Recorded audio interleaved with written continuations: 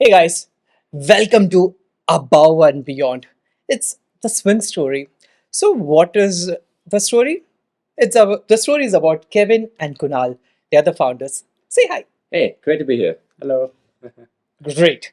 So, before we start the whole story, the technology and the stories that are is going to be like which will be told in like hush hush tone will be you need to stay tuned. Before that, you need to subscribe to us and do hit that bell icon. So the first question to which case? Kunal. So the question is what inspired the idea behind Swind and how did it evolve from the concept to the company? Oh, so you start with the heavy question. Uh, the answer is really simple. Uh, what inspired Swind is a really simple fundamental thought in our heads, and that is that agriculture deserves the best. What I mean by that is, what I mean by deserves the best. It means it deserves the best of tech, the most advanced tech that's out there. Think AI, think all the advancements we are making in the tech field, but not just tech. It also deserves the best of talent, the best of people, um, and yeah, that's it's as simple as that.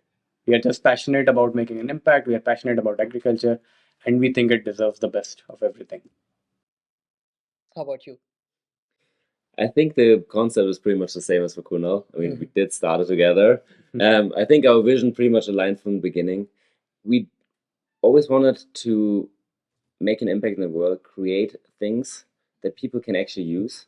And back in the day, we were working on research. We were working on these really amazing projects, state-of-the-art robotics, drones, as Kunal mentioned, AI, computer vision, but nobody was really using it. And we wanted to take this out of this research realm where it's all like theoretically you Mhm. could do a lot of good for the world. This is like you do a research paper and like look at the impact this could be doing into let's actually make the impact. Let's actually help people bring it out there. And yeah, that's made us actually start this journey of a startup.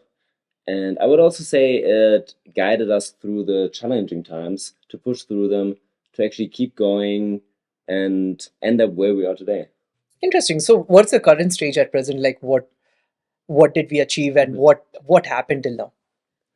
Okay, I would say right now for us, we are at probably the most exciting stage in our story so far. Mhm. So we are just releasing into the world our first actual product. It's been so much effort we put into Can it. you tell us the name? Okay. It's called the Bumblebee.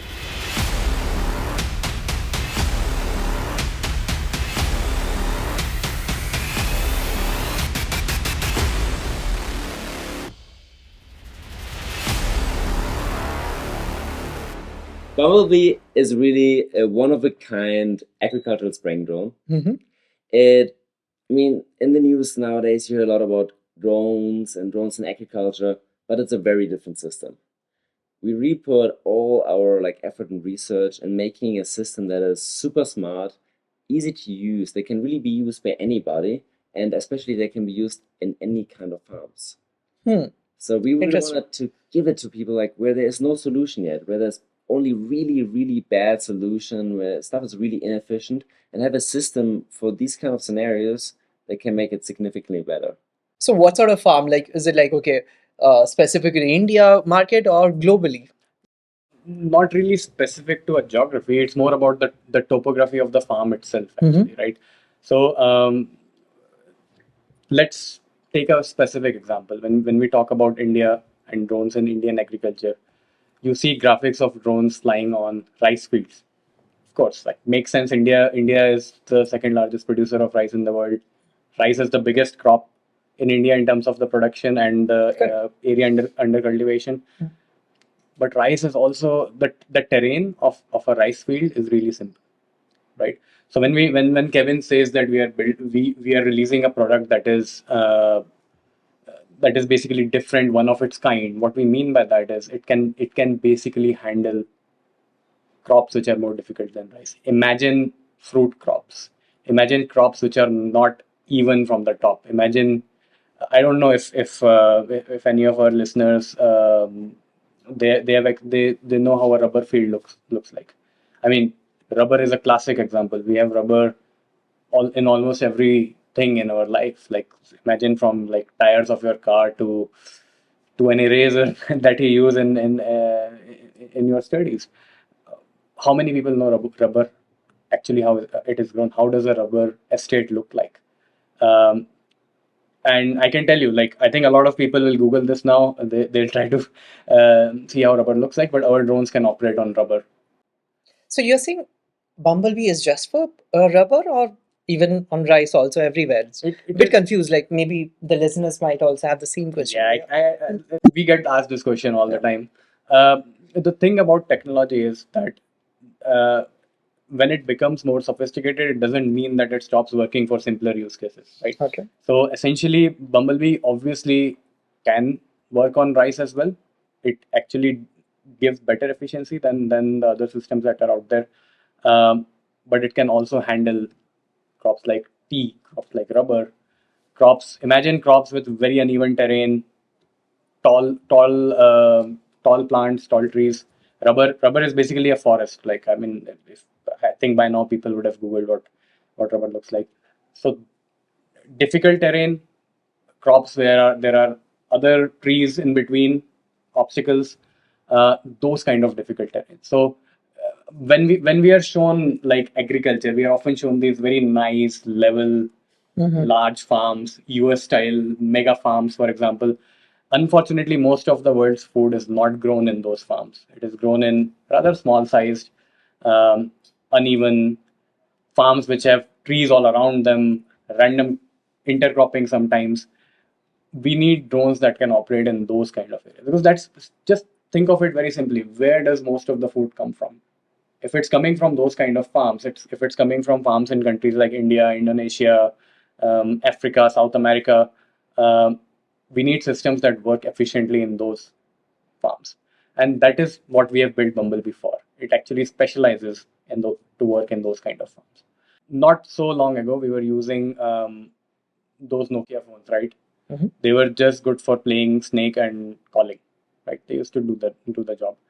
When smartphones came out, you didn't say that, oh, now I want, can I use this phone for still for calling, or do I just use it to stream videos and surf the internet? No, you're able to do both, right?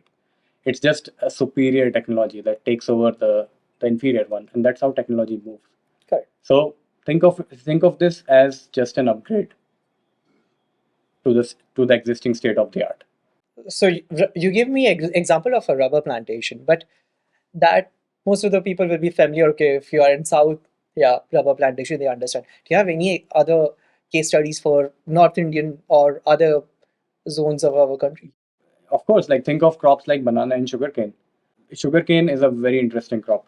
Also, just for information, sugarcane is the second largest crop of India after rice, right? Um, Sugarcane has a very strong use case for drones because once sugarcane grows above 3 or 4 feet, it cannot be sprayed manually. So all the logic behind manual labor still being comparatively affordable in India, all those things go out of the window when you talk about sugarcane. Sugarcane is a not does not have a very smooth texture. So if you enter sugarcane, you will get cuts in your hand or in your body. It has this saw kind of texture in the leaves. So basically, after a point, you can only use drones to spray sugarcane, or you grow it in a different way, but sugarcane grows very tall, right? So how can Bumblebee, for example, be useful in sugarcane? So first of all, Bumblebee um is a fully autonomous system. And when I say autonomy has different levels, right? So like we talk about autonomous cars, Tesla always says that we are level 3 or level 4 autonomy. Same autonomy standards apply to drones as well, right? So Bumblebee is a level higher than things that are out there, especially when we talk about the Indian market. Nice, interesting. When we are talking about Indian market, I want to, because Sprint is global market, global. So tell me more about the global perspective, how Bumblebee can be effective over there.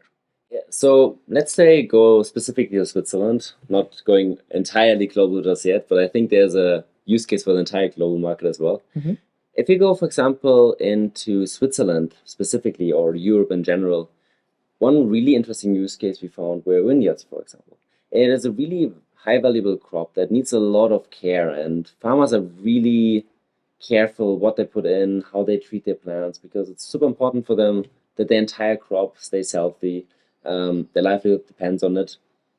And it is again a super challenging farm environment. Vine is grown on really steep hills because they want to get all the sunshine in, so you get this really nice, fruitful um, wineberries, Grapes. grapes. Was missing for the word there. Those really juicy grapes. So you need a lot of sun. So you grow it on steep hills. But then it's also, of course, it's Europe. It's also often raining a lot. So and you grow them in those small valleys. So you do have kind of small tractors you can drive through. But if it's raining, it gets muddy. They get stuck. And labors, comparatively, especially to India, really really expensive. Uh, so farmers do really care about getting efficient products in. And also, they're really careful. They hate driving tractors through their fields because they destroy the soil. Every time they drive a tractor, they destroy their soil.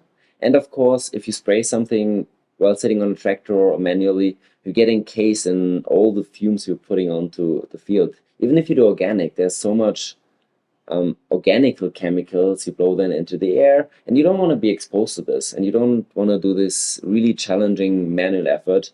And especially in Europe, we are more averse to this. And this is where drones come in.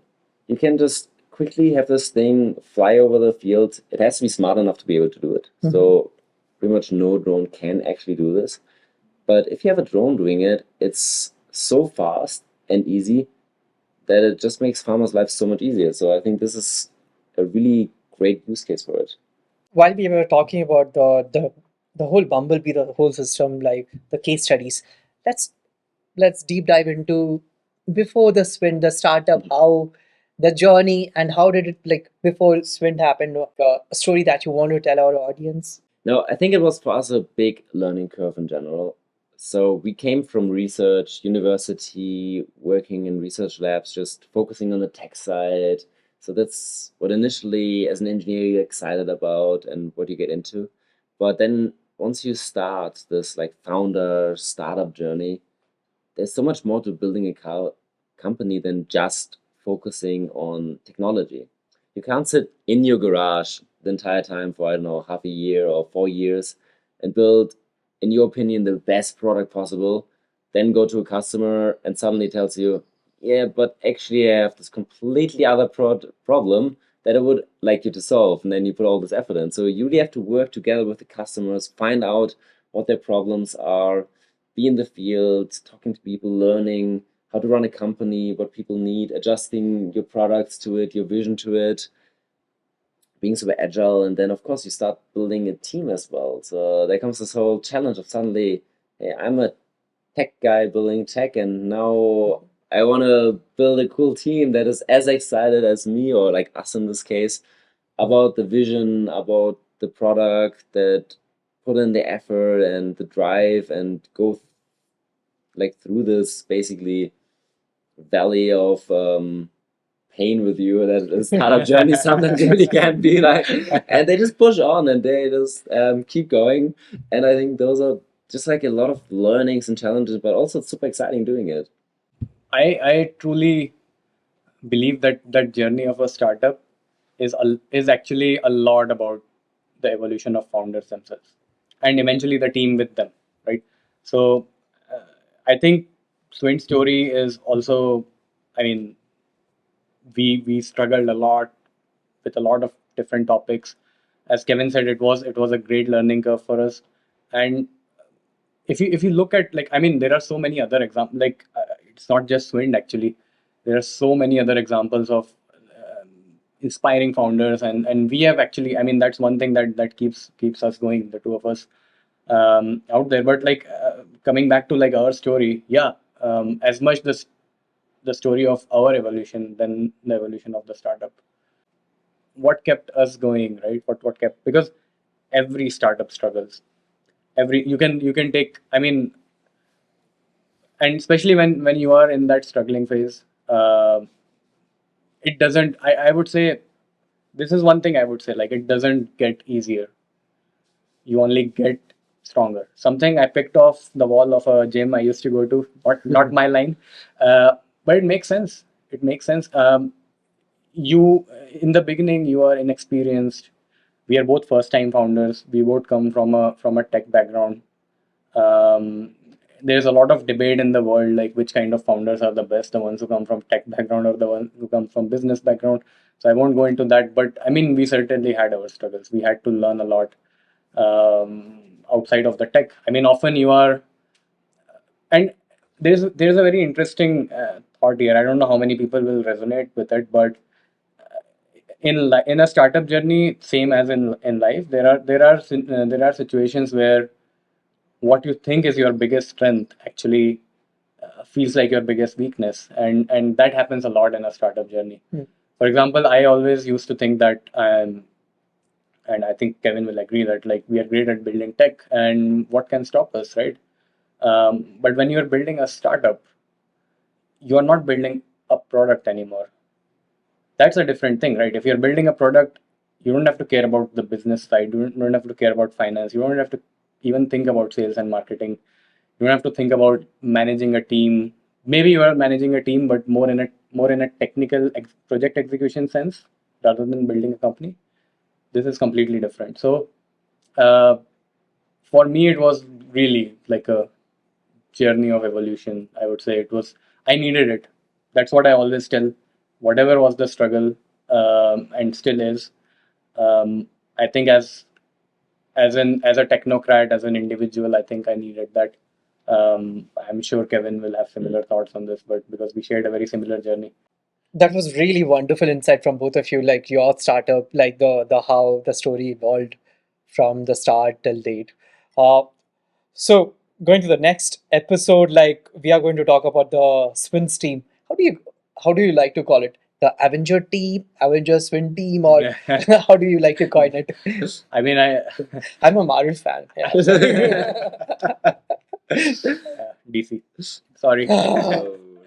Oh yeah. Okay, let's stick to the Swin team. So, Yes. if you like what we are doing right now, please do hit the subscribe button and do share this video with all your friends and families.